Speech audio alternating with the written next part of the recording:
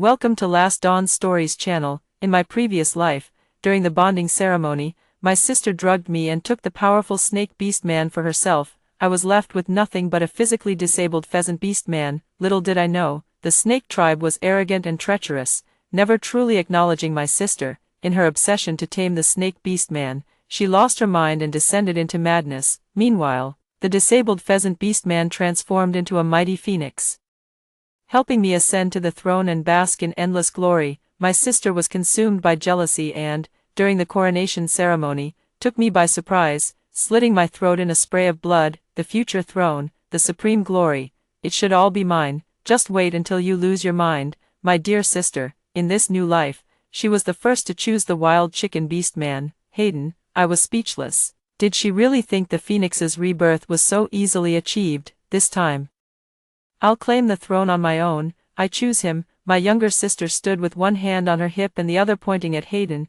who was locked in a cage, speaking urgently. This was the scene I witnessed when I arrived at the training ground. I knew then, my sister had also been reborn. It was a long-standing tradition for the imperial family to adopt guardian beasts, both to protect the royal heirs and to maintain the relationship between the beastkin and humans. On the day I came of age, my mother had me and my twin sister choose our adoptions. Little did I know, my sister drugged me so she could pick first. In our past life, my sister took an instant liking to the cold, alluring, and haughty-eyed snake beast man, Ralph. To claim the throne, she needed to choose a beast man strong enough to aid her. The snake beast man, tall and strikingly handsome, looked like a solitary and aloof deity, stirring a hint of admiration in my sister. In stark contrast stood the pheasant beast man, Hayden. Hayden was frail in health, with looks that could barely be called delicate, and his timid gaze made him seem like a small white flower waiting to be plucked. In the previous life, my younger sister couldn't wait to choose the snake beast, leaving Hayden to me as if out of pity. Leaning against our mother, she cooed, "Sister, that pheasant seems quite suited to you, so I won't fight you for it. As for this snake beast, I suppose I'll just have to reluctantly accept it." With that, she even let out a slightly regretful sigh. Now, she clings greedily to the orc, yet still thinks of me. "Sister, I adore you the most. This serpent beast is exceptionally handsome and should be yours." Victoria, stop this nonsense, Mother said with clear disapproval. Indeed, this serpent beast was something she had gone through great lengths to find for her youngest daughter, expending endless effort and resources. Now that I've inexplicably taken it, she naturally won't allow it. Although my sister and I are twins, our mother treats us completely differently. I was intelligent from a young age, diligent in my training and cultivation, and had the ability to adopt a spirit beast early on. I should have formed a contract at that time, but my sister disagreed. She was frail and sickly from childhood and was always spoiled by our mother, which led her to develop a lazy and pampered nature. Seeing that I could form a contract with a spirit beast so early, she feared I would take all the good beast men, leaving her at a disadvantage and subject to ridicule, so she threw a tantrum to our mother. "Mother, my sister and I are still too young to form a spirit beast contract now. It would be bad for my sister's health." Yet everyone in the world knows, the younger the age at which a person forms a contract with a spirit beast, the better. This way, they can grow up together, advance together, and both human and beast can reach the pinnacle of cultivation. Since your sister cares so much about you, Margaret, you should wait a little longer. The Queen Mother dotingly pinched my younger sister's little face, then turned around and indifferently told me she agreed. She knew everything, yet still made me wait 3 whole years, until my sister was barely old enough to form a contract with a spirit beast. "Mother, I want him." My sister tugged at the Queen Mother's sleeve, shaking it coquettishly, her eyes filled with determination. Seeing my sister's stubbornness, the Queen Mother sighed helplessly and ultimately couldn't bear to refuse. "Since Victoria wants it this way, then choose it." My younger sister smiled contentedly, leaning against our mother's side, and provocatively mouthed silent words at me. The others didn't understand, but I knew exactly what she was saying. "Sister, in this lifetime, you can't win against me." I stood there indifferently, unmoved. "Margaret, your sister gave up the powerful serpent beast to you and chose the pheasant beast man instead. As the elder sister, it's only natural to show the same consideration." The Queen Mother stood on the steps, adopting the posture of an empress, looking down at me from above. "Then let the serpent beast also form a half-contract with Victoria." After the Queen Mother finished speaking, the court officials began to stir, murmuring discontentedly, "What is your Majesty trying to do?" Signing a half-contract is equivalent to directly revoking the eldest princess's right to succession. Exactly, everyone knows that if a beast man signs a half-contract, their cultivation is immediately halved, and their lifespan is also reduced by half. In my previous life, I signed a contract with a pheasant beast man, but from start to finish, no one mentioned giving me another half-contract. I looked up at the Empress Mother, her expression clearly forbidding any questioning from me. While my younger sister curled her lips smugly as she watched me. I refuse, I declined. How dare you defy my words? Is this how the royal etiquette masters taught you? The Empress Mother's face was full of impatience. Your sister is so considerate of you, yet you won't even sign a half-contract. How can you be so selfish? In my past life, it was the same. I was always left to accompany the remaining one. My sister drugged me to make me late, then openly took the snake beast for herself, leaving me with only the pheasant beast man. The Queen Mother didn't investigate why I was late, only saying, "Is this how little regard you have for time? Where are your manners?" After speaking, she cast a proud glance at my sister before turning back to me with an icy expression. "Aren't you going to thank your sister? She was kind enough to leave the pheasant beast man for you." In reality, the snake beast was powerful and of noble lineage, beneficial in every way, whether for cultivation or the future struggle for the throne. As for the pheasant beast men, though they may be weak in physique, their nature is exceedingly arrogant and conceited, far surpassing even that of the snake beasts. Just as I had anticipated, the snake beasts, already formidable by nature, grew stronger with each passing day of training, gradually elevating their sister's strength as well. The pheasant beast men, however, couldn't endure the hardships of daily cultivation. They thought only of amusement, and upon hearing that marrying a princess could bring them pleasure, one even went so far as to flirt with me day after day for a time. I have no tolerance for such behavior. With a single strike, I knocked him unconscious, severing that foolish notion. Day after day, I forced him to train. Though arduous, his progress was minimal at best. Every time my sister passes by me, she never fails to mock me, and everyone is watching my humiliation. Even so, the Queen Mother still claims it's my sister who is being modest, that I owe her, and that I should kneel to express my gratitude. Clearly, I only take what she doesn't want, yet it's made to seem like I stole from her. Later, the serpent beast's cultivation grew increasingly powerful, and its nature became more arrogant. Even disregarding the Queen Mother, it tormented my sister daily, leaving her miserable with no one to turn to. In the end, to tame the serpent beast, she practiced forbidden techniques, lost control, and succumbed to demonic possession. Yet my wild chicken orc continued to refine itself, surpassing those who came before, and astonishingly rose from the ashes like a phoenix, becoming a once-in-a-millennium marvel. Upon learning of this, the Queen Mother actually demanded that I give the phoenix away, to be contracted by my younger sister for healing. I naturally refused. The Queen Mother berated me for being unfilial, and then, consumed by excessive worry for my sister, passed away not long after. With my sister having lost her mind to demonic cultivation, I became the undisputed heir to the throne. At the moment of my coronation, my sister, appearing from nowhere, actually stabbed me, slitting my throat directly, as blood splattered everywhere. All I heard was my sister's voice filled with jealousy and hatred, saying, "It's all because of you. If it weren't for you, this wretched woman, how could I have ended up like this? It's all your fault. The phoenix should have been mine." As my consciousness faded, all I wanted to say was, "Bullshit, that's not yours at all." Reborn once more. When my sister left with the wild chicken beast man, she deliberately came up to me and said smugly, "You can keep the snake beast man, sister. I'm so generous that I specifically left him for you. I'll be waiting for the day when the snake beast man toys with you, and you come begging me for help." This crazy woman, already living her second life, still only wants to rely on beast men. Has she ever considered the relationship between beast men and contracts is inherently mutual aid? Beast men share their lives and cultivation with humans, while humans must soothe and repair their dantions to prevent them from losing control. Although the wild pheasant beast man is a phoenix, he was too mischievous in the early stages and lacked focus in cultivation. Every time, I had to soothe his dantian and stabilize his temperament to help him make progress. Later, his cultivation barely improved, so I searched everywhere for the reason. Eventually, I even injured my meridians while trying to find a fire-attributed fruit for him. I looked at the phoenix that was still a wild chicken and sighed. This guy never thinks about improving himself all day long, just wants to cling to someone powerful. Who knows what will happen now that he's in my sister's hands? But then again, he had long grown tired of my dullness. maybe he'll be happier now that he's left me. As for now, my beast man is a snake beast. I had someone bring the snake beast into my room. The snake beast had a cold, aloof expression and a strikingly handsome face. Being somewhat of a looks-oriented person, I couldn't help but stare at him eagerly. To my surprise, he actually blushed and stammered, "Why you, stop staring at me like that. I've never heard in my past life that snake beasts had such a shy personality. This contrast is so adorable, ha ha ha, I love it." So I reached out and playfully lifted his chin like a rogue. Ralph instantly reverted to his original form. A small, dark snake, scurrying around trying to hide. I caught him in an instant.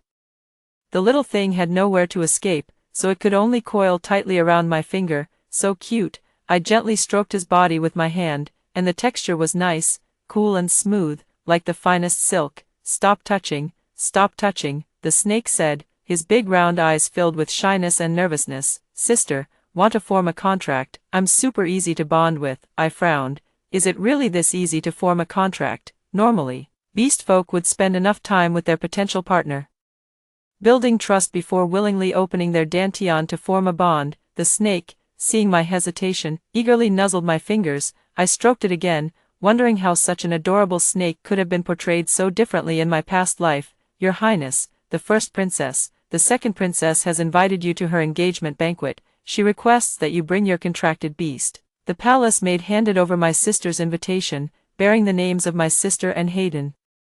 I raised an eyebrow. I had expected Hayden to charm my sister into marriage, but I hadn't anticipated their engagement would come so soon. Just days later, "Ralph sweetie, let's go see something fun." I tugged at Ralph's sleeve. The orc boy blushed and nodded, making me grin like a proud aunt. My sister and Hayden stood happily in the hall greeting guests, both dressed in bright red wedding attire. Who knows what's going through their heads, making such a grand spectacle just for an engagement. "Oh, big sister is here." My younger sister walked toward me with eyes full of pride, smiling as she glanced at Ralph beside me.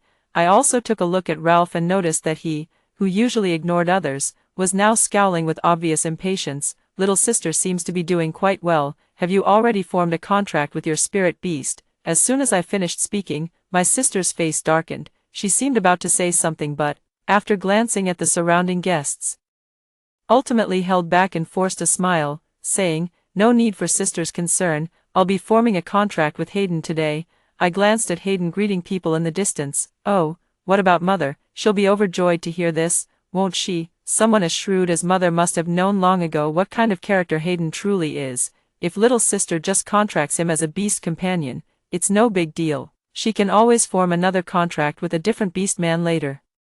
But if she marries him, that's an entirely different matter. The one bound by restrictions would be little sister, while Hayden would be the sole beneficiary. So at this engagement banquet, I searched everywhere but couldn't find the queen mother, probably upset with her favorite youngest daughter. Just as I expected, my sister's expression grew increasingly unpleasant. "Congratulations, little sister, it's getting late, so I'll take my leave now." After ruffling my sister's feathers, I felt thoroughly satisfied. Completely ignoring her increasingly resentful glare, I took Ralph's hand and left, unexpectedly. That very night, a fire broke out in my sister and Hayden's room. My sister lay on the ground, her body engulfed in flames, as the palace servants desperately poured buckets of water over her. A truly pitiful sight. Hayden stood at a distance, watching coldly. When he saw me arrive, he flashed a sweet, innocent smile in my direction. Ralph noticed and immediately shielded me completely with his own body. I stood at a distance, waiting until the fire had died down before cautiously approaching to kindly remind my sister, "What's going on? Getting married in the daytime and already talking about divorce by night." The palace had turned to ruins, and my sister, her face deathly pale, kept muttering in a daze, "Hayden, how dare you make me sign a reverse contract? I'll kill you, I'll kill you." No wonder, I thought, when I glanced at her earlier, I noticed she was the only one injured, while Hayden remained completely unharmed. In a normal human-beast bond, if the human is injured, the wounds would heal directly, transferring the injuries to the orc with stronger recovery abilities. However, a reverse bond works exactly the opposite way. Hearing my voice, my sister snapped out of her daze, as if she had found the reason. Her eyes turned bloodshot, filled with hatred. "It's all your fault. You must have instructed Hayden to deceive me and form a reverse bond with me.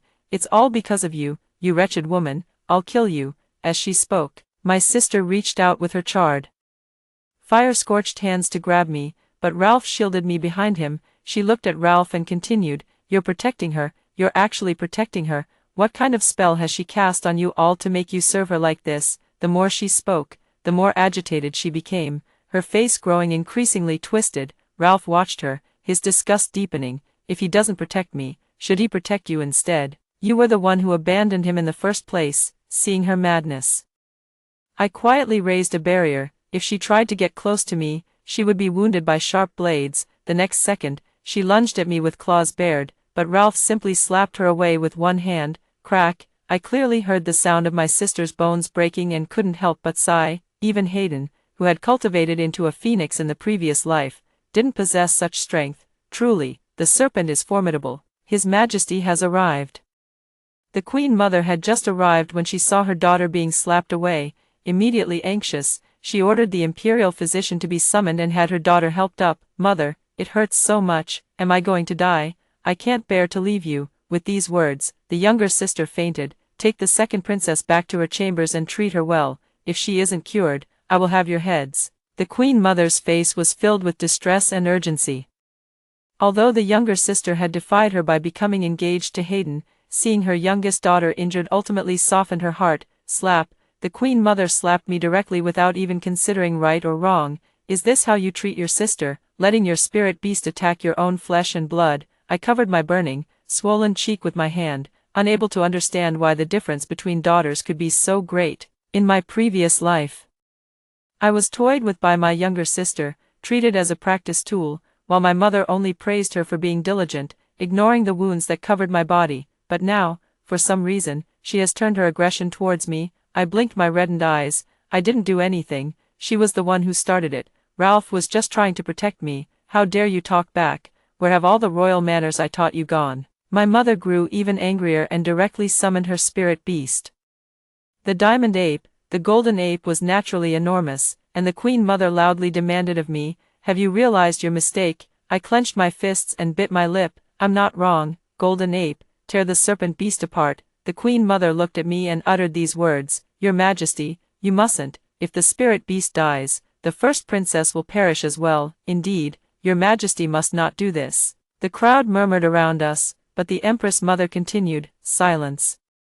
All of you, am I not even allowed to execute a mere princess?" In that moment, I suddenly felt at peace. In my past life, I had spent my entire existence seeking the Empress Mother's love. I believed that if I were outstanding enough, if my cultivation reached great heights, then perhaps her eyes would finally see me. I hoped that when she spoke of me, it would be with pride. Even ascending the throne was merely my attempt to prove to her that I was her most exceptional child. I still held a sliver of hope for my mother, but now she says, "A mere princess. Do you think I can't kill her?" All hope was completely shattered. My heart died toward my mother, and I suddenly understood, the bonds between people are predestined. No matter how much you struggle, it's ultimately futile. The golden ape obeyed the Queen's command and charged straight at Ralph. Ralph transformed into a serpent, tightly coiling around the golden ape. I suppressed my disappointment towards the Queen Mother and anxiously looked at him. Ralph's cultivation was exceptionally profound. Otherwise, the Queen Mother wouldn't have initially considered binding him to my sister, but whether his strength was enough to defeat the diamond ape remained entirely uncertain. After what felt like an eternity, the diamond ape finally couldn't hold on any longer and spat out blood. At that moment, the Queen Mother said, "What, do you intend to kill your own mother?" I waved at Ralph, signaling him to stop. "Mother, the Imperial heir selection in 5 years is about to begin. Please send my regards to my sister for me. I'll take Ralph and leave first." I bowed to the Queen, holding Ralph's hand as I stepped out of Sun Palace, leaving behind the past where I was once obsessed with familial bonds. "Baby Ralph, are you about to transform?" I frowned while carefully applying medicine to his wounds, noticing a faint blue glow emanating from his body. In his previous life, Hayden emitted a red glow just before his nirvana. The tall, aloof young man had ears so red they seemed about to drip blood as his clothes were undone. "Sister, aren't you afraid those villains will come after you?" The youth's cool voice sounded by my ear. "Of course I am. That's why we need to run. I've already made plans." I pinched the snake's ear. "TSK, so warm. Although your cultivation is impressive, I detected a blockage when probing your belly. We need to find the cause by traveling across the 9 provinces continent." "All right," Ralph nodded. in this lifetime, you are mine. Lying on the bed, my eyes heavy with sleep, I didn't quite catch his words. For 5 years, Ralph and I roamed freely, enjoying the landscapes and pleasures of our journey. I was fortunate enough to meet a divine doctor who recognized it at a glance. Ralph has reached the time to transform into a dragon and is about to undergo metamorphosis. Throughout history, only one serpent beast has ever transformed into a dragon, and that one has long since vanished from the world. Yet now, my Ralph has become the second. Naturally, I was overjoyed and eagerly asked the divine doctor, "Old sir, when will he transform into a dragon?" The divine physician only said, "For this serpent beast to transform into a dragon, it must endure immense sorrow, using that pain to form its horns and become a true dragon." I was utterly confused, but Ralph simply pulled me away. "Even if I don't transform into a dragon, would you, sister, look down on me?" Seeing Ralph's pitiful expression, I gently patted his head to comfort him. "No, no matter what, you will always be my spirit beast." "Just a spirit beast?" Ralph murmured something softly that I couldn't quite catch. Come here, it's time for today's cultivation practice. We must make the most of our time. I must defeat my sister, for the sake of my past self, and for the current me and Ralph. If I fail, my sister will surely hunt us down without mercy." 5 years passed in the blink of an eye, and the training ground was crowded with people. The position of crown prince has never been decided by the emperor. Instead, a competition is held 30 years after the emperor's ascension to the throne. Every prince and princess is eligible to participate, and the emperor cannot interfere. The contracted spirit beasts fight each other. The winner becomes the emperor, while the loser becomes an outlaw, left to the mercy of others. Sister is still as straightforward as ever. Then little sister will leave sister a whole corpse, not wasting our sisterhood. The younger sister laughed, her face full of petty triumph. "Hayden, come out now." In an instant, an enormous phoenix appeared before their eyes, wreathed in flames, majestic and awe-inspiring. On the specially made dueling platform, a black snake and a black phoenix locked eyes, the air seeming to grow still. The phoenix flapped its wings, preparing to take flight, but the black serpent couldn't wait any longer and instantly launched its attack, tightly coiling around the dark phoenix. Boom! With a loud explosion, the phoenix spewed black flames, trying to break free from the serpent. But to no avail. I'm not worried about Ralph, only watching Hayden. In my previous life, I urged Hayden to cultivate every day and soothed his dantian just to achieve that tiny bit of progress. Back then, when I learned he was a descendant of the phoenix, I fed him half a year's worth of heart's blood to help him achieve nirvana, not to mention the countless elixirs I sought for him, all of which took 10 years, yet now, it's only been 5 years, and he's already achieved nirvana. Moreover, the color of his feathers is off. In the past life, they were a fiery red, incredibly magnificent, but now they're as black as charcoal. What on earth is going on? My head is full of question marks. Could it be that the world has changed, and now people prefer black? It's you who forced me. It's you who forced me. All of you, die. My younger sister stared at me with intense hatred in her eyes, like a wild beast in the jungle thirsting for blood, as if she wanted to tear me apart and kill me.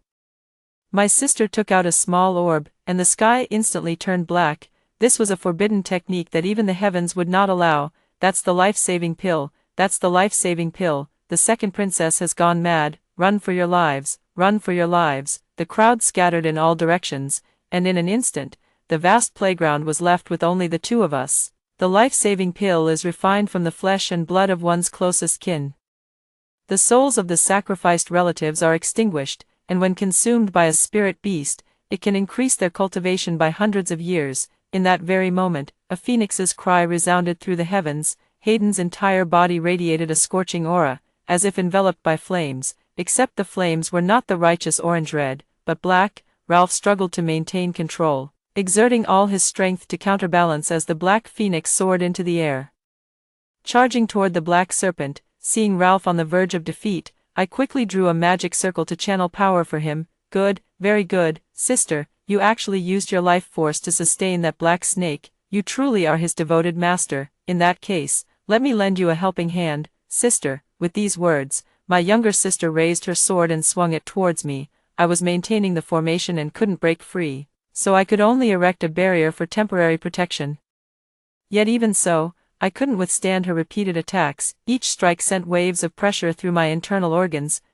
I couldn't hold it in any longer and spat out a mouthful of blood. I thought to myself, perhaps I'm going to die. The next moment, the heavenly truth actually unleashed the 9 heavens thunder tribulation. In an instant, the winds and clouds shifted dramatically, and the sky was filled with dark clouds. It turned out that Ralph, seeing me vomit blood, was overcome with grief and rage, which unexpectedly broke the knot in his heart. Transforming from a serpent into a dragon, the dark sky seemed to split open with countless cracks, as endless heavenly thunder descended in 9 successive waves. The most primal energy of heaven and earth rampaged through Ralph's meridians, shattering and reforming them. Finally, the heavenly thunder ceased, a dragon's roar echoed through the air, and due to my contract with it, my wounds completely healed, and my cultivation greatly advanced. The dragon coiled in the sky, its entire body exuding an oppressive aura over all things in the world. The black phoenix, knowing it was no match, actually let out a mournful cry and surrendered to it.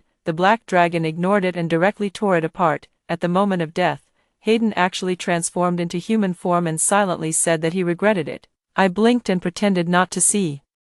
My sister suffered severe backlash from the broken spirit beast contract, her vitality greatly depleted, and she spat out a mouthful of blood. Seeing me approach her, her face filled with panic, she cried out like a child, "Sister, you can't kill me, I beg you, we're sisters.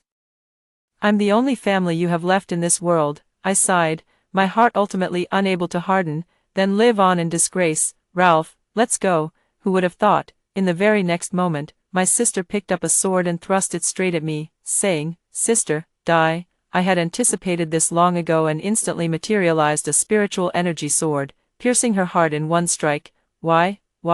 I refuse to accept this. I refuse to accept this." My sister collapsed to the ground, spitting blood, her eyes filled with resentment. "His Highness has arrived, dressed in imperial robes." I stood in the court hall, gazing at the assembled civil and military officials as if in a dream. "Sister," a man's deep voice sounded by my ear, and I turned to look at him. Since Ralph transformed into a dragon, his face has become increasingly handsome, always subtly captivating me. "Sister, make me your imperial consort, won't you?" "Okay." After hearing the first story above, what are your thoughts? Feel free to share your opinions in the comments section. Next, there is another similar story. Let's continue to see. On the day of production, I witnessed with my own eyes my cousin swapping my beast egg with hers. I closed my eyes and pretended to sleep, feigning ignorance as she took away my child to abuse. I continued to nourish her beast egg day and night with the blood from my heart. In the end, her egg hatched into a celestial-grade phoenix, with exceptional talent, cherished and adored by both my husband and me, and the one I hatched was a lowly gray sparrow at the very bottom, utterly devoid of cultivation talent, whose tongue she deliberately cut out and whose body she had ruined. On the day of the phoenix maiden selection, my cousin tearfully demanded a blood test to confirm kinship, claiming there had been a mix-up when we were babies. I curled my lips slightly. I've been waiting for this day for a long time. I was in the courtyard guiding Sarah in her training when my cousin arrived with her entourage. "Cousin, she's just a girl, why make her train so hard this early in the morning?" She hurried over to wipe Sarah's sweat and asked if she was thirsty, hungry, or tired. I smiled non-committally. Ever since she swapped our eggs years ago, she had often come over like this. Sometimes he says he won't take the young one. Other times he worries I'll get tired. In short, he seizes every opportunity to spend time with his daughter. As for my daughter, I glanced behind her, tattered clothes, instinctively shrinking at the sight of people, bruises covering her body. Who knows how many beatings she's endured, and not a trace of spiritual power to be found. I am a phoenix, my husband is a phoenix, yet our daughter turned out to be a drab little sparrow. She gave me a smile, her mouth dark and hollow. Her tongue had actually been cut short by half, leaving her able to speak only in muffled words. "Clown pays respects to Auntie." Clown, so that was the name she had given my daughter. My cousin paused for a moment. Seeing that I didn't react, she glanced at me secretly and happily before continuing to hold Sarah's hand and ask, "Is Sarah's path of cultivation going smoothly, and has a heart lotus that can help you withstand the heavenly tribulation? I'll have someone send it to you tomorrow. Don't stand on ceremony with Aunt." In my heart, "You're just like my own daughter," Sarah said steadily, with a hint of pride. "Thank you, Aunt. I will strive diligently in my cultivation and not tarnish our reputation. Now I have already become a celestial phoenix." Hearing this, my cousin was overjoyed, for when Sarah was still in her egg, I had fed her with my heart's blood for 10 years to help her hatch. After she hatched, we nurtured her with rare treasures, and fortunately, She lived up to our expectations with her extraordinary talent. At such a young age, she has already made a name for herself among the beast clans. Perhaps remembering that she is Sarah's biological mother, my cousin unconsciously straightened her back in front of me. Then, she dragged my daughter over by her hair. "Look at your cousin Sarah, then look at yourself. If I had known you'd turn out like this, it would have been better if you had died in the egg." My daughter trembled and cried out in pain, but the more she pleaded, the harder my cousin pulled. "Keep hiding, and I'll make you hide," until a large clump of hair was yanked out, the roots still tinged with blood. To ensure I could see clearly, it was waved right in front of my eyes. "Cousin, let me teach you today. This is how you discipline a bastard." Sarah frowned beside them, and noticing this, the younger cousin quickly grabbed her hand to soothe her. "Don't be afraid, Sarah, that little bitch deserved it, you're not like her." After saying that, she shot her daughter another glare. My daughter quickly got up, wiped the blood away, and lowered her head in agreement. "I'm sorry, Sister Sarah, I didn't mean to scare you." Indeed, her first reaction was to apologize to Sarah, because she knew that only if Sister Ning wasn't angry would Mother not be angry. As soon as she finished speaking, her cousin kicked her in the stomach again. "Who allowed you to call Sarah sister? Are you worthy? Call her goddess." Her cousin was peeling grapes for Sarah without even looking up. Not strangling her at birth was my greatest act of mercy. She then gave me another meaningful glance. "A mere sparrow has no right to live among phoenixes. As her mother, I'd rather die of shame." I pretended not to understand, indulging her little scheme. At the dinner party, my cousin was even more attentive, serving Sarah food and arranging dishes for her. Sarah loved eating small ling fish, but they had an unusual number of bones. My cousin would rather skip her own meal than pick out the bones for Sarah. Meanwhile, my daughter, chained to the table, licked her lips and timidly asked, "Mom, can I have a steamed bun?" She suddenly changed her expression and slapped her daughter twice, then dumped all the leftover food into a basin and forced the girl's head into it. "Eat," I said, "eat. Have you never had a meal before?" The daughter's face was covered in filth, tears and snot smeared across it. As she glanced at me with a pleading look, I leisurely sipped a cup of spirit wine. "How delightful." Sarah turned pale with fright, and upon noticing this, her cousin immediately grabbed her daughter and left. "You're in your cousin's way, you'll pay for this." The plain-faced woman wore an expression of numbness, knowing that new instruments of torture might await her at home. The next day, the cousin brought Heart Lotus as promised, but her daughter did not come, as if afraid I wouldn't understand. She stared straight into my eyes and said, "Last night I sent 3 beastly men to properly discipline that ill-mannered bitch. After all, she's just a mongrel bird, nothing important. The main thing is, she's our Sarah. Don't you agree, sister?" I nodded, and my husband cast a dissatisfied glance at me. He has always been upright and kind-hearted. After receiving my approval, her smile deepened. She took pleasure in manipulating both mother and daughter, playing us like puppets in her hands. She presented the Heart Lotus to Sarah as if offering a treasure. "Sarah, this is a priceless treasure from my clan. Consuming it will surely help you withstand the heavenly tribulation." Sarah didn't reach out to take it, but instead glanced at me, as the gift was truly precious. Seeing this, my cousin anxiously grabbed her hand, fearing that Sarah might accept it and show us filial piety. "This is for your own good, don't worry about others. Anyone who stops you from using it has a black heart." After saying this, she had Sarah transform into her original form to begin refining the Heart Lotus. She gazed admiringly at Sarah's prototype, only to suddenly notice that one feather was missing from the tip of Sarah's tail. Then she pointed her finger sharply at my nose, her spit nearly hitting my face. "How could you not notice that Sarah is missing a feather? This is how you take care of her. Is this how a mother should be?" I asked her in confusion. "Your own daughter's fur has been nearly plucked bald by you, and Sarah just accidentally lost one strand. Why are you going crazy over it? You should spend more time caring for your own daughter when you have the chance." Seeing my nonchalant attitude, she trembled with anger but could do nothing about it. She suddenly gave a sinister smile, as if struck by some malicious thought. She opened the communication talisman, scratched that bastard's face to shreds. Sarah got hurt. It must be because of her. Soon, screams came from the other side, with the young clown beast wailing as if weeping blood. "Help me, I know I was wrong." My cousin seemed intoxicated as if hearing celestial music, while Sarah remained tight-lipped about such matters as usual, and I still felt nothing.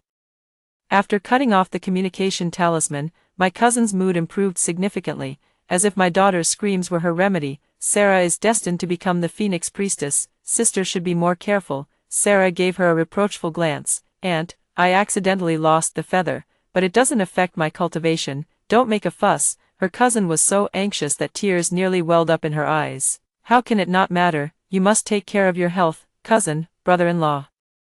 Quickly use your heart's blood to nourish Sarah's body again. I narrowed my eyes, and she became visibly uncomfortable under my gaze, forcing out a few awkward chuckles. I'm just concerned about Sarah's health. Then, pushing Sarah along, she entered the room. Come, let your aunt help you refine the heart lotus. By then, you'll surely become the Phoenix Maiden, on the day you become the Divine Maiden. Your aunt has a tremendous secret to tell you, watching Heart Lotus slowly enter Sarah's body. I thoughtfully closed the door for them, concealing the coldness in my eyes. Yes, some secrets are meant to be revealed. The closer the selection ceremony approached, the more frequently my cousin visited, yet I never saw my daughter again. When Frank occasionally asked about it, she would respond with sarcasm, "What, is my brother-in-law thinking about that little wench? Should I send her to you as a concubine?" Frank was left speechless and could only sigh to himself. On the day of the selection ceremony, people from all corners of the world gathered. Sarah descended from the sky in a dazzling, iridescent feathered robe, while my daughter, with chains piercing through her collarbones, was led like a dog, leaving a long trail of blood behind her. Just as they were about to announce the Divine Maiden's succession, my cousin held the kinship stone, her face filled with utter despair. "It's all wrong, sister. Clown's blood doesn't merge with mine on the kinship stone at all." I pressed them harshly and only then learned that the witch doctor had mistaken the children. They were too afraid of punishment to speak up. "Sister, I'll return Clown to you. Sarah is my real daughter." She knelt on the ground, desperately clutching the hem of my skirt, her pitiful sobs moving to behold. Yet none of the clan elders approved. "Sarah is a phoenix, undoubtedly the true daughter of Mr. and Mrs. Bella. You're merely a nightingale. How could you give birth to a phoenix? Sarah was raised with noble grace to become the Divine Maiden. As for Clown, we've heard her purity was long since tarnished. How could such an exchange ever be made? Who doesn't know Sarah is the apple of Fairy Bella's eye? But some have raised different opinions. Actually, doesn't Clown resemble Fairy Bella more in appearance?" Clown glanced up at me briefly before lowering his head again. While my husband's uncertain gaze kept shifting between us, I raised my hand, signaling for silence, and curled a faint smile. "In that case, let's switch back. Sarah is indeed your daughter." My cousin abruptly stopped crying mid-sob. She had prepared many arguments that went unused. As Frank hurriedly ran out to question me, "How could you make such a decision alone? We've poured so much effort into Sarah. I absolutely won't allow you to be this willful." The hope on Clown's face gradually faded, tears wetting the ground, yet I firmly told everyone, "That's right, everything my cousin said is true. Clown is actually mine and my husband's child. After all, I personally witnessed the two beast eggs being swapped." Hearing this, Clown's eyes lit up again, subtly moving closer to me as he opened his mouth to call me mother. Frank was so anxious that sweat poured down his forehead. "Bella." Back then we prayed to the ancestral god for 100 days just to be blessed with a precious daughter. How could you stand by and watch our daughter be taken away without doing anything? He glared fiercely around the room. "Did someone use puppet magic on you?" I gently pushed his hand away and said softly, "For right and wrong, let's ask the kinship stone." Clown eagerly offered his scarred arm and made a deep cut. Frank seemed visibly moved, under everyone's watchful gaze. Clown's blood merged with that of me and my spouse. Frank's eyes turned blood-red as he looked at Clown's miserable state, directly drawing a sword and piercing it through my shoulder. "Bella, why on earth is this happening? Our daughter was tortured to this state right before your eyes, and you just stood by watching. What kind of heart do you have?" I covered the wound without saying a word. Upon hearing that I already knew, Clown cried even more uncontrollably. She dragged her broken body to my feet. Her voice was hoarse, as if scraped by sandpaper, as she asked, "Mother, why won't you acknowledge me? Is it because I'm not good enough? I can change. Mother, please don't abandon me." Seeing that I didn't respond, she stopped her tears and viciously bit my leg, as if trying to vent a century's worth of resentment. My leg was bitten until it bled. But not a single person came to help me. The way they looked at me was as if I were a cold-blooded monster. After all, someone who could let their own daughter suffer abuse under their nose for so many years deserved no sympathy. Since no one would help me, I decided to handle it myself. I lowered my head, gazing coldly at her, lifting her from the ground with a cruel smile. My hand slid up her slender neck, tightening inch by inch under her disbelieving stare. Her legs kicked wildly in the air. But soon, her struggles ceased. The surroundings were so quiet that only the sound of steady breathing could be heard. The secret can finally be revealed. After a moment of silence, exclamations erupted from the crowd. Seeing someone release a talisman to send a message to the Phoenix ancestor, I smiled with satisfaction. She entered closed-door cultivation, and unless a matter of life or death arises in the clan, she will not appear. Clown was thrown to the ground like a rag doll. His neck twisted at an unnatural angle, his lifeless eyes staring in my direction. Her husband held her and wept bitterly. "Wake up and look at your father, who has wronged you for so many years." Seeing me approach, everyone instinctively formed a human wall between the father and daughter. Even a vicious tiger doesn't harm its own cubs. You're worse than a beast. I think she's the mastermind behind the child swap. Couldn't bear her own child not being a phoenix, so she stole someone else's. And now she's trying to cover her tracks. Poor child, never had a single good day in their life. As they spoke, they finally couldn't hold back and started throwing punches. Many of the younger ones spontaneously used all kinds of magical artifacts, aiming straight for my face and head. I was beaten bloody, with not a single patch of unbruised skin left on my body, but I kept laughing, swallowing the metallic sweetness in my mouth, letting the blood stain my teeth red. She's insane. She's gone mad. She must be possessed. She could have saved her daughter, but not only did she refuse, she killed her instead. I laughed wildly, without a shred of remorse, and even spat a mouthful of bloody foam at my daughter's corpse in defiance. This further provoked public outrage, and many righteous individuals used memory stones to record my actions and expose them to the three realms. In no time, the entire realm knew that the Phoenix clan had birthed a female demon. And everyone sought to eliminate me. Countless Phoenix women who had married out were driven from their homes because of my actions, and those in the midst of marriage negotiations were abruptly abandoned. They hated me to the bone, wishing only to flay me alive. But how could that be enough? I advanced, and they retreated step by step, for my cultivation could not be ignored. Otherwise, why would I have been chosen to marry Frank? I walked toward my cousin, leaving bloody footprints with each step. First, I settled her debt. She was holding Sarah's hand and speaking, "My precious darling, let mother take a good look at you. You must have suffered so much these years." Suffered, whether Sarah has suffered or not, she knows perfectly well in her heart. When she saw me approaching, she shrank back fearfully and confronted me with a trembling voice. "You clearly knew all along, so why did you remain silent? You just want to monopolize our Sarah's Phoenix bloodline. Waiting for her to be chosen as the divine maiden so you can bask in her glory, right? I've raised both children with equal care, yet Sarah became a celestial phoenix while Clown is just a mongrel sparrow. Tell me, whose fault is this? Even if your daughter isn't a phoenix, that doesn't give you the right to steal my child," she screamed at the top of her lungs, as if that could mask her guilt. I casually wiped the blood from the corner of my mouth, grinning like a demon. "Isn't this exactly what you wanted?" She glanced around, her eyes flickering with barely noticeable guilt. What wish of mine was fulfilled? For 100 years I couldn't acknowledge my daughter. Had I known it would come to this, I would have fought tooth and nail to reclaim her. She kept diverting the blame, never once mentioning how she had abused Clown. Her protective stance toward Sarah stood in stark contrast to my cold-blooded killing of Clown. Indeed, why I never swapped the children back became an enduring mystery that haunted everyone's thoughts. Just one word from me, and my daughter could be spared the suffering she was never meant to endure. Even if I'm unwilling to lose Sarah, shouldn't I at least protect my own daughter? Mythical beasts from all corners of the world gathered in increasing numbers, stirring even the high gods of the 9 heavens. The Phoenix ancestor, who had been in seclusion, was about to emerge.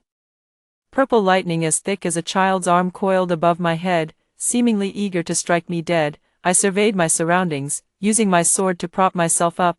"Then, let's begin. Ask whatever you wish. Today, I shall hold nothing back," speaking all I know without reservation. For a long while, no one spoke. Only a junior couldn't hold back. "Did you really see the beast egg being swapped? Could it be that you're just hallucinating?" I laughed out loud. Fair enough. With my disheveled hair and blood-stained face, I probably looked no different from a madwoman. I answered loudly, "Yes, I saw it with my own eyes, and not just that, I also used a memory stone." I flicked a pebble and saw, 100 years ago, my cousin repeatedly instructing Wuxi to swap whatever I gave birth to with hers. On the day of delivery, the witch doctor swapped the 2 beast eggs without hesitation. Clear as day, irrefutable evidence. My husband struck my cousin with a single spell, making her spit blood. After all, The scars on Clown were visible for all to see, whip marks, burns, and even bite marks on private parts. These are things that should never appear on a young cub. Many lowered their heads in tears, while others drew out their magical artifacts, hoping to escort Clown's spirit on its final journey. Yet, no matter what, Clown's spirit refused to coalesce, and my husband turned his furious gaze toward me once more. She must have died with grievances unaddressed. Bella, you had countless chances to save our daughter. Why didn't you speak up? Could it be that you truly covet Sarah's celestial lineage? But no matter what, Clown is our child, my daughter, my own daughter. When had the young master of the Phoenix clan ever wept so bitterly? Even the celestial deities above couldn't help but descend with divine messages, inquiring about the hidden circumstances. Don't rush. Things need to be done one at a time. Before answering their questions, I need to answer my own first. Cousin, why on earth did you switch the babies? Pa, what cousin? Don't flatter yourself. You're just an orphan girl picked up by our clan. How dare you call yourself my sister? If it weren't for me giving you food, you would have been eaten by demon beasts long ago. I let out a deep sigh. Fine, we're not sisters. Then why did you switch the eggs?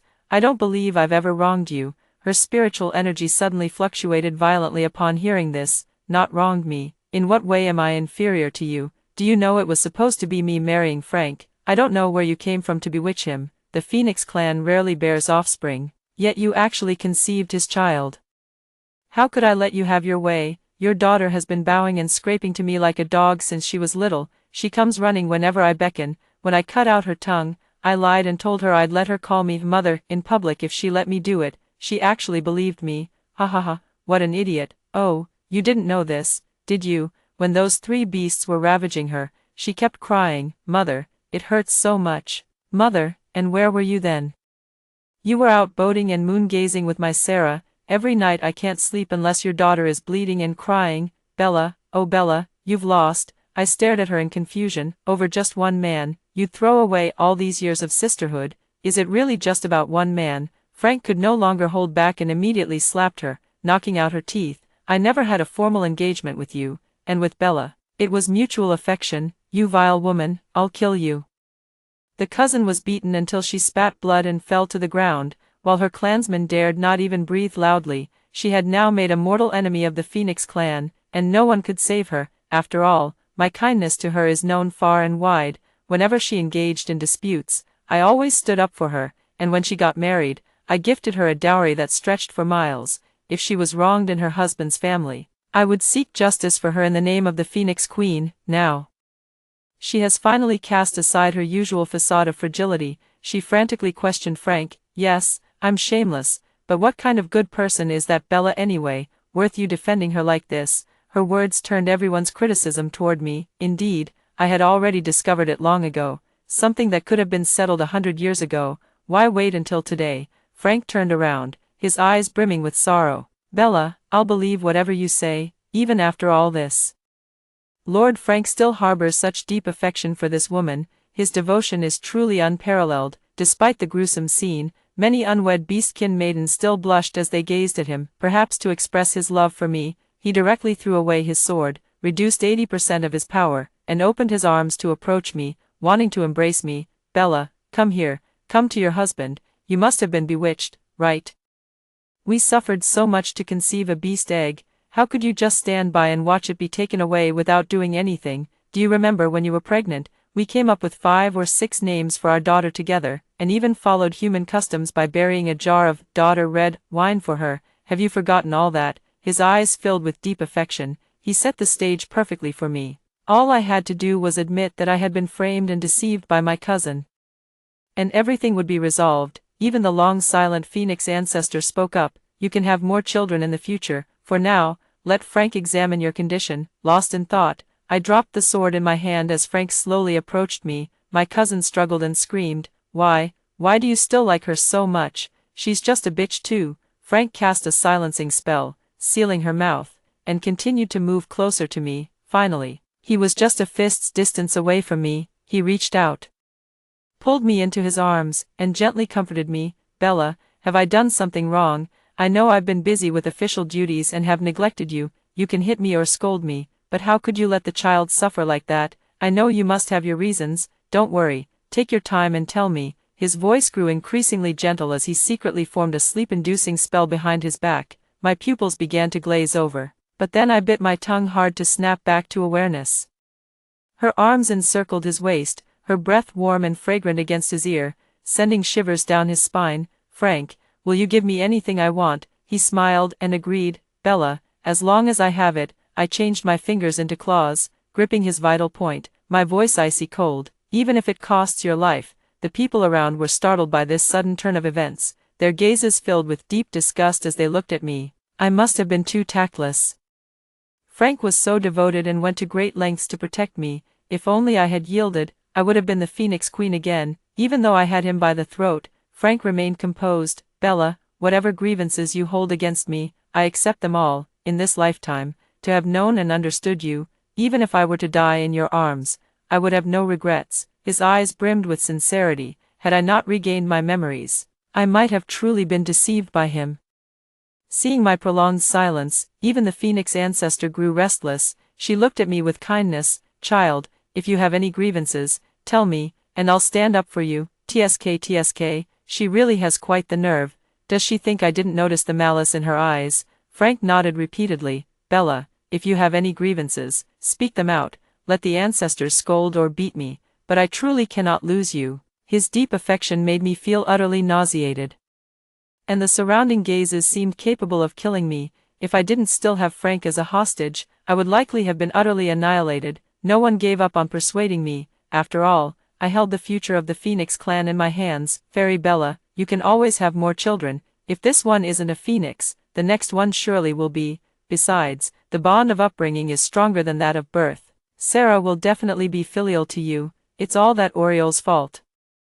I found these words utterly ridiculous and couldn't help but ask playfully, "Do any of you know why, when both Frank and I are phoenixes, we gave birth to a motley feathered sparrow, always composed and unflappable?" The Phoenix ancestor's eyelids finally twitched violently a few times, and his gaze gradually turned fierce. The lightning in the sky ceased, replaced by a faint golden glow shining upon me, a sign that the gods above were also intrigued by this matter.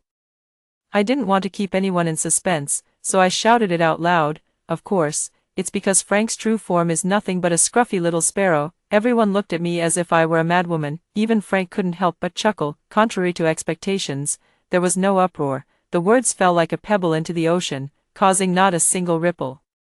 Frank said gently, "Bella, stop this nonsense. I know girls care about their pride, but we can't let you babble on like this. The sparrow must be the result of your impure bloodline." Someone nearby chimed in. "Who doesn't know that this Frank family's bloodline descended from the sycamore tree? That's the purest birthplace of phoenixes across the 4 seas. The Phoenix ancestor himself emerged from there before conquering the spirit realm. Unlike you, your origins are suspicious. Appearing out of nowhere with a phoenix form, who knows which wild mountain you flew in from? Who are you to question Mr. Frank?" No one present believed my words, which only made it more obvious how crazy I was becoming. I lowered my head, laughing at the ignorance of everyone around me. Does every bird flying out of a phoenix tree have to be a phoenix? I stared intently at the 9 heavens and said, "I wager my life to make a bet with all the exalted deities, if Frank is just a common sparrow. Would the gods grant me one promise? If I lie, I willingly submit to the punishment of the 9 heavenly thunder tribulations." After a moment's pause, a single word appeared in the air. "Granted." With the promise secured, my mind settled slightly as I cast a spell towards Frank. A wall of light rose around him, and as the luminous ring dissipated, a blue-green phoenix let out a clear cry, suddenly appearing before everyone's eyes. "Pfft, ha ha ha ha," someone started snickering first.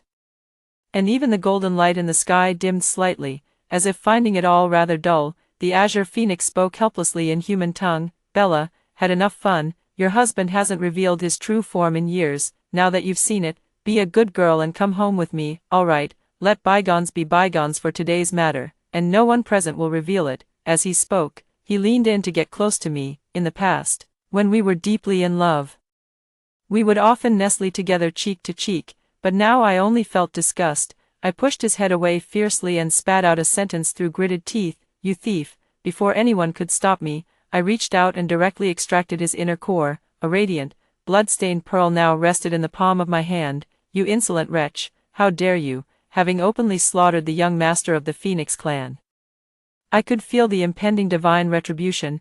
Every strand of my hair tingled with the oppressive fury of the gods. A commotion arose among the crowd. Look, look, Lord Frank has changed, he's changed. Held by the neck in my grasp, Frank degenerated from a phoenix into a scruffy sparrow before everyone's eyes. I cheerfully blew a sharp whistle toward the phoenix ancestor across from me. Stole something from my house. Shouldn't you return it now? She remained seated with lowered eyelids, wearing an expression of pity and compassion. I don't know where you learned the magic to turn her into a sparrow, but he held deep affection for you. I only hope you'll repent and turn back. At these words, those who had sided with me began to waver in doubt again. I scoffed. She probably assumed I had only heard rumors and didn't know the real intricacies. She was betting on me having no witnesses. After all, the great fire back then burned everything to ashes. I cleared my throat and used the art of voice projection. Today, I'm here to tell you all a story about repaying kindness with betrayal. Since ancient times, 2 golden phoenixes have resided on the Sycamore Tree Island. They were a loving couple for thousands of years, slaying numerous demonic beasts for the 4 realms. An elder below chimed in agreement. That's right, I've also heard the legend of the 2 ancient golden phoenixes. I continued speaking. One year, they went out to uphold justice and saved a sparrow. The sparrow wanted to serve Princess Golden Phoenix as a maid, and since the princess was pregnant at the time, they let her stay. Yet, shamelessly, she tried to seduce the Golden Phoenix King. When caught, she wept bitterly, claiming she had been led astray by evil spirits, and begged not to be driven away. With every word I spoke, the Phoenix ancestor's face darkened further. I couldn't help but feel a surge of satisfaction. On the day Princess Golden Phoenix went into labor, she suffered a difficult birth. While the Phoenix King went to fetch medicinal herbs, that sparrow actually clawed out the princess's inner core, causing the princess to perish with her unborn child. And when the Phoenix King returned, luring him into the world-destroying Grand Array, finally, she set a great fire that reduced the Phoenix Tree Island to ashes, swallowed the princess's inner core herself, and soared into the sky amidst the flames, masquerading as the fire of rebirth. After finishing the story, I fixed my piercing gaze on the old woman across from me. Am I right, old sparrow ancestor? Perhaps the story I told was too horrifying. As no one spoke for a long while, only one person in the crowd asked dryly, "Then who are you? What proof do you have?" I had been waiting for this question. With a faint smile, I swallowed the inner core that belonged to my father, the king, and revealed the 9 golden tail feathers behind me. I am the orphan they left behind. That wretched woman thought I was just a stone egg back then and casually threw me into the fire, but my golden phoenix lineage is blessed by heaven and earth, able to hatch through the essence of the sun and moon. When I first hatched, I was in a daze, guided by the aura of my inner core to this place. It wasn't until I married Frank and spent days and nights with him that my memories were restored. Now, tell me, who am I? I raised my head, a glint of golden light flashing in my eyes, as the so-called Phoenix ancestor descended from the sycamore tree platform. To my surprise, it was a middle-aged beauty, exuding an air of grace and nobility. With a swift motion, I tore off her beautiful mask. "This is my mother's face. How dare you wear it?" Wherever the golden light reached, all the phoenixes revealed their true forms, mere gray, motley feathered birds flapping their wings in frantic disarray. I chose today to reveal this truth to all realms because only during the selection of the Phoenix Maiden would the High Deity descend. I intend to use the High Deity's hand to all realms and seek justice for my father and mother. I looked up and inquired of the High Deity, "Does that promise still stand? I want to claim it now." The divine being enveloped me with their power, saying nothing, yet my wounds healed rapidly, and even my beast core glowed brighter. I understood. This was permission, granting me the right to repay grievances and settle scores. Moments later, the divine light faded, the deity withdrew, and the battlefield became mine. I snapped my fingers, and a stone chair appeared in the air. I lazily reclined on it. Who shall we start with? The half-dead Frank transformed back into human form, raising his head defiantly to ask me, "But that's our child after all. How could you be so heartless?" I gave him a cold, assessing glance. "What makes you think I'd bear a child for my enemy, especially when you swore eternal loyalty yet kept countless concubines outside? You all calculated that my status was too low, planning to eliminate the mother and keep the child. Did you take me for a fool? Clown was just a monster I casually created by mixing a wisp of resentment with your essence. Don't overthink it." He had hoped to escape this calamity by relying on their marital bond, but now it seemed impossible. After asking these questions, he tried to blend into the crowd and flee amidst the chaos. With a wave of my hand, all his limbs were shattered, leaving him sprawled on the ground. Who is next? It's your turn, you old poisonous hag. But she was still stubbornly refusing to admit defeat. All things between heaven and earth belong to the capable. It was their own stupidity that led to their demise. You can't blame me for that. Besides, they're already dead. I'm practically your only remaining family in this world. How dare you show me such disrespect? She assumed a superior air toward me as if she were my elder, which made me laugh in anger. I had no desire to waste words on such a stubbornly unreasonable person. I lifted her body into the air, suspending her mid-flight, and slowly began to withdraw the portion of power that belonged to my mother from within her. After all these years, that power had long since fused tightly with her being. Strands of golden light were pulled out from her body one by one. The sound of her bones and tendons snapping brought me immense joy. In the time it takes to drink a cup of tea, she seemed to have aged 100 years, collapsing on the ground like a dead dog, clawing at her own body and face until they festered, screaming all the while, "I am a phoenix, I am a phoenix." My cousin had already shrunk into a corner, and upon seeing me, she recoiled in terror, backing away further. Had she always been sincere with me, I could have helped her transform into a vermilion bird today, ruling over a domain of beasts. She was the first person who treated me sincerely after I regained my memories. The Yellow Oriole clan is innocent, and I have no sisters, yet she harbored such deep jealousy and hatred toward me. After some thought, I still decided to extract her spiritual root.